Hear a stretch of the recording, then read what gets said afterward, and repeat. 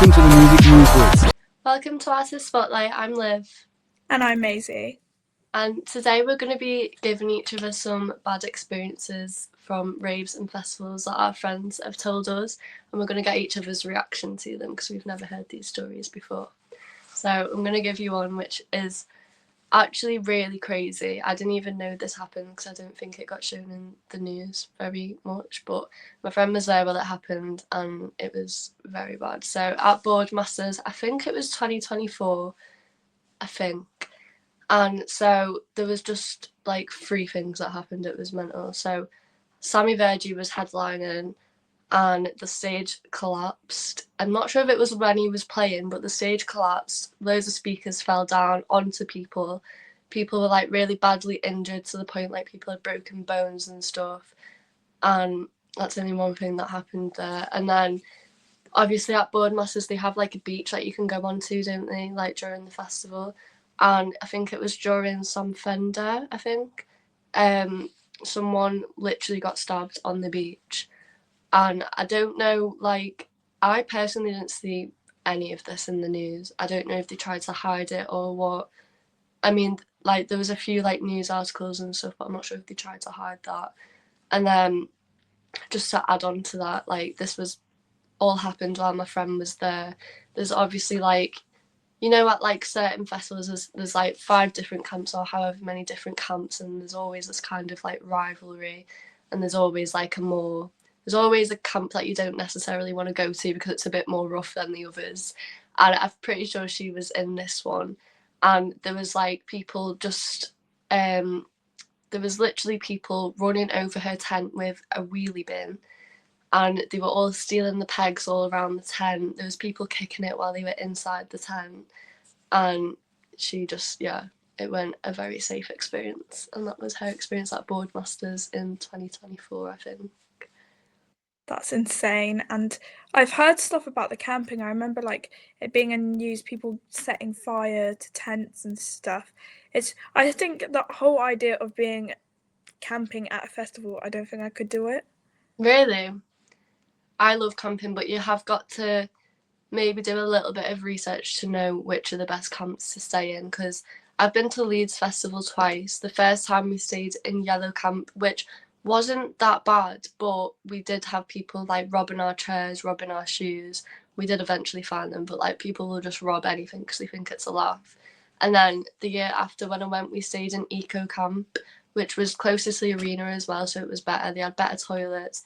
It was just like a chiller environment because it was people who just didn't want all of that, basically.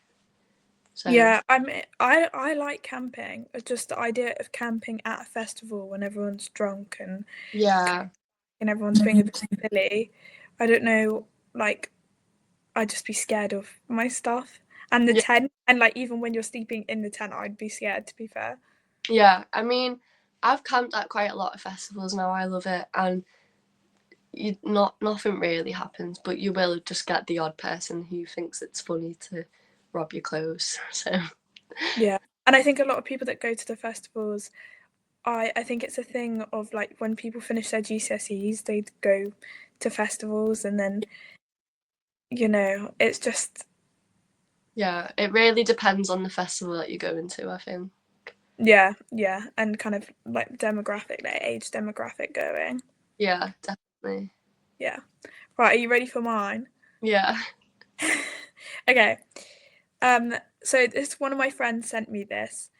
So this was at a party in Glasgow, a massive techno event, which you like techno, don't you? I do. We'd travelled up the night before, and honestly, none of us had slept. We spent the entire journey drinking and chatting about absolute nonsense. Just to be clear, before anyone starts judging, the driver was completely sober. I was gonna say. By the time we got to the event, we were very drunk. One of my friends had gone to the toilet and texted me while I was getting water. She messaged saying she was in one of the Portaloos and that it was unlocked. Now, in my exhausted, alcohol-fueled state, I was convinced she said she was in the second Portaloo. So I confidently marched over, found what I believed was the correct one, and swung the door open like I was arriving to rescue someone instead. I was greeted by a scene that still makes me laugh. All I see is a girl on her knees in the most awkward position imaginable. If you've ever been inside a Portaloo, you'll know there's roughly the same amount of space as a shoebox. Next to her is a lad somehow folded into the remaining available area. The lad looked up, I looked up, we locked eyes for what felt like an eternity, but was probably half a second. I immediately shut the door without saying a word and walked away absolutely crying with laughter. Not because of what they were doing, but because I burst in with the confidence of someone arriving for a business meeting and instantly realised I was very much in the wrong room. Oh my god, that is horrendous. That is actually horrendous. I don't know what I would do in that situation. I think I'd just freeze. Yeah, I'd be Like, like, it's like when you walk into when someone's sat in the toilet and you walk in, but 10 times worse. yeah.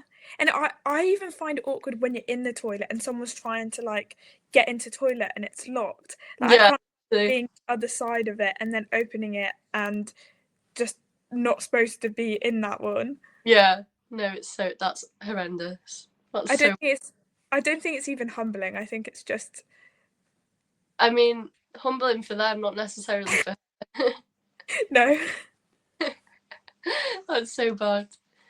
So I think the lesson to that is maybe don't open Portaloo toilets if they're locked or you think someone's in there, wait for them to open it for you. Yeah, usually it's just like shout the name and see where they respond and follow the voice. Yeah, I'd probably do that. I think that's good advice. So this other one that I've got is, I think, something that has probably happened to everyone at some point, but this was her very first festival. She was probably like 15. I think it was Leeds Fest, like straight after her GCSEs or like the year before even, I think. And so she had lost all of her friends, like literally all of them. She was crying her eyes out. So some random girls just like come over to her, make sure she's okay and all that. And then she literally couldn't find them. She was probably by herself for like 3 hours. It was like her first festival ever. And Dave was playing. So she just went to go see him by herself because she was like, what else can I do? There's no signal. No one's answering me. I may as well just go see someone. But she was so upset.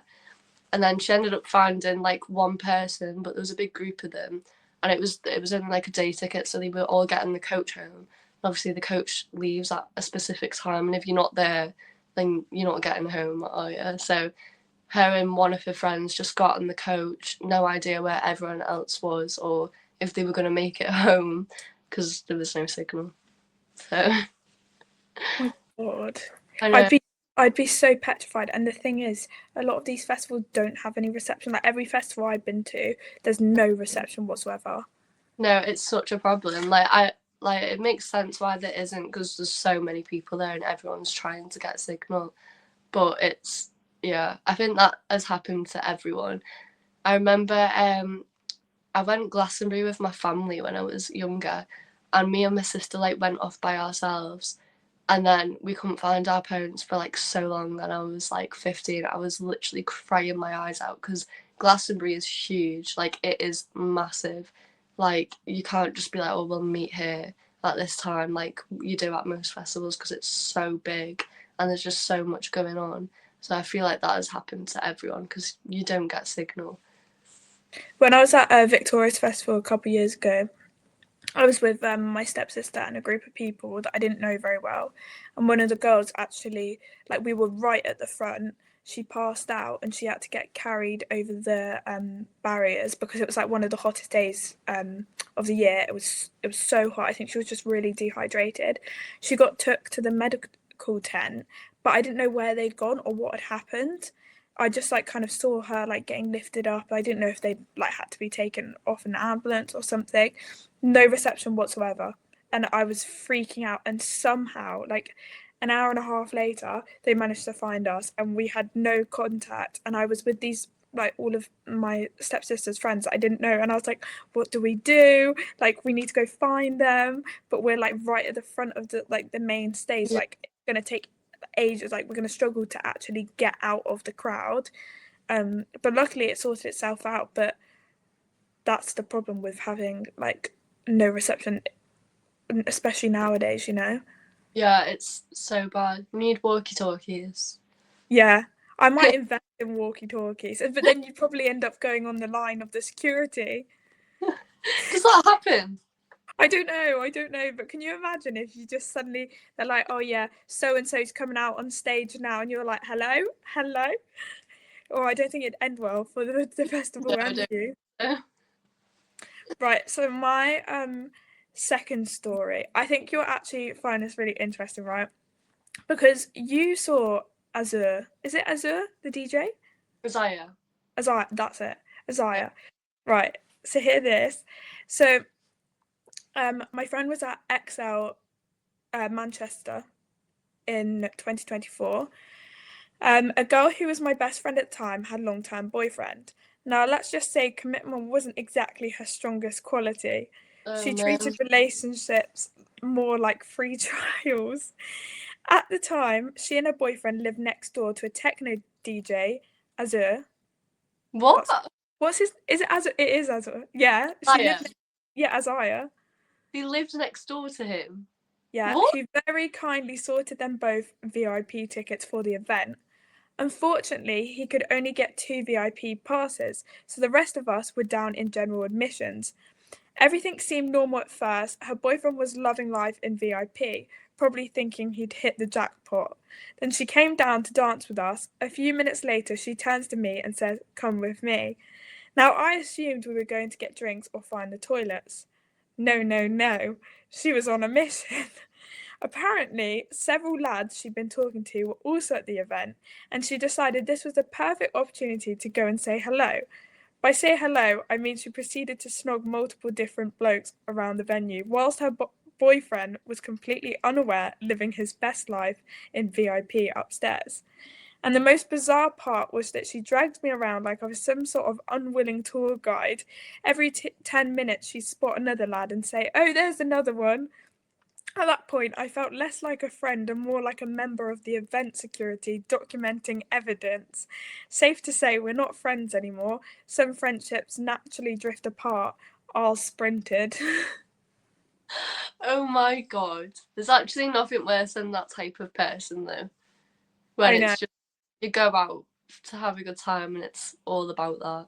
It's the worst. And also, if you're in the VIP section, why are you then leaving? I guess they only had 2 tickets for VIP, but I'm surprised his friend didn't just stay in VIP. That sounds like a one of, you know? I would have definitely stayed in VIP. And the fact that your boyfriend's like good friends with this DJ or next door neighbor or whatever, would you be like messing around like that, you know, like with these kind of people? Would you be doing it in the first place, let alone like at an event and you kind of know the DJ? Yeah, that's awful. That's like, so bad. That's crazy. I don't even know what I'd do in that situation. What do you do? Just not be friends with her anymore. No. Yeah. Not. And it's like you're in the situation then where it's like you know that she's cheating on her boyfriend and you also know her boyfriend, so what do you do? I know. And at the end of the day, they're at a paid event. They want to enjoy themselves and stuff. Some people, this is the whole thing, kind of like going back to episode 1 about the experience and stuff, and like there's so much that goes on other than the music. Yeah, that's what I hate about a lot of events. I know this is very like stereotypical, but I've noticed a lot with house raves mostly, where it's people who are genuinely just there to like really abuse substances or to get with people or like that type of thing, and that's why I don't enjoy them as much as I love house music. I think that type of crowd is always at a house event and I hate it. Yeah, maybe we need to make a stand and like do an event. We really do. I was gonna say let's just do an event with all girls, but then I think there would be more issues. Yeah, probably. Okay, now so we're gonna do this skip and save section, and I've picked 3 songs for Liv to say whether she's gonna skip or save.